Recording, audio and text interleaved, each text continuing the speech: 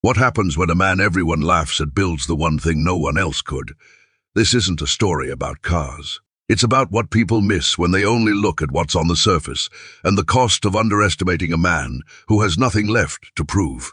If you enjoy stories about quiet strength and earned respect, stay to the end. This one has a finish you won't see coming. Marcus Webb had spent the last 4 years rebuilding his life one bolt at a time. By day, he ran a small garage on the edge of town, the kind with a hand-painted sign and a bell that stuck halfway.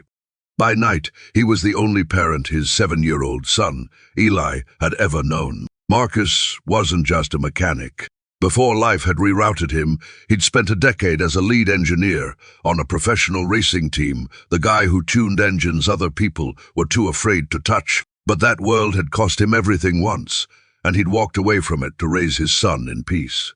Now he drove a truck held together by rust and stubbornness. The paint had faded to a color that wasn't really a color anymore. The passenger door didn't open from the outside. People in this town had stopped noticing Marcus a long time ago, and when they did notice him, it was usually to laugh.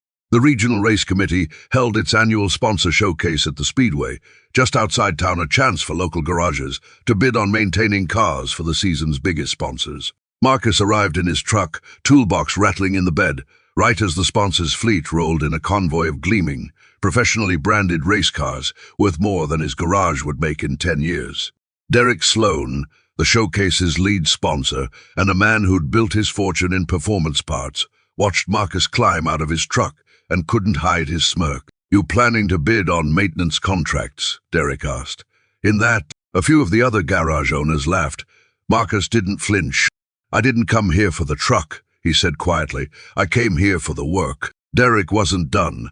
"We need precision out here, not," he gestured at the truck, "whatever this is." "Tell you what," Derek said, loud enough for the crowd gathering nearby to hear. "There is an old car in Bay 6. Sponsors wrote it off 2 seasons ago. Engines dead, frames bent. Nobody's touched it since. You fix that up in time for next month's exhibition race. I'll give your garage every contract here." "You don't," he shrugged.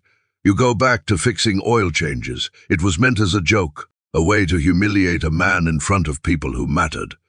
Marcus looked at him for a long moment. "Deal," he said. Nobody expected him to actually try. For 3 weeks, Marcus worked on the car after closing his garage each night alone, under a single shop light, while Eli did homework on an overturned crate nearby. The car in Bay 6 wasn't just old. It was abandoned in the way only forgotten things are: stripped wiring, a cracked block, a frame that had been in a crash no one talked about. Most mechanics would have called it scrap, but Marcus had built engines for a living once. He understood machines the way some people understand language, not just what they do, but what they're trying to say when something's wrong. Every night, Eli would ask the same question: "Is it going to work, Dad?" And every night, Marcus gave the same answer: "We'll find out." He rebuilt the engine from parts he sourced himself, calibrated the suspension by hand, and spent 1 entire week just on the alignment, the kind of precision no diagnostic tool could shortcut. Word got around town that the mechanic with the rusty truck was still showing up to the speedway every night. People assumed he was wasting his time. A few assumed he'd already quit. Exhibition day arrived, and the speedway was packed: sponsors, drivers, garage owners, all there to watch what everyone assumed would be a formality. Derek Sloan stood near the finish line, already halfway through a speech about which garages had earned the season's contracts, when someone pointed toward the track entrance. Marcus's car rolled out repainted, quiet, humming with the kind of precision that made a few of the professional drivers go still. "That's the write-off?" one sponsor asked, not quite believing it. The race began, and within the first 2 laps, it was clear something was different.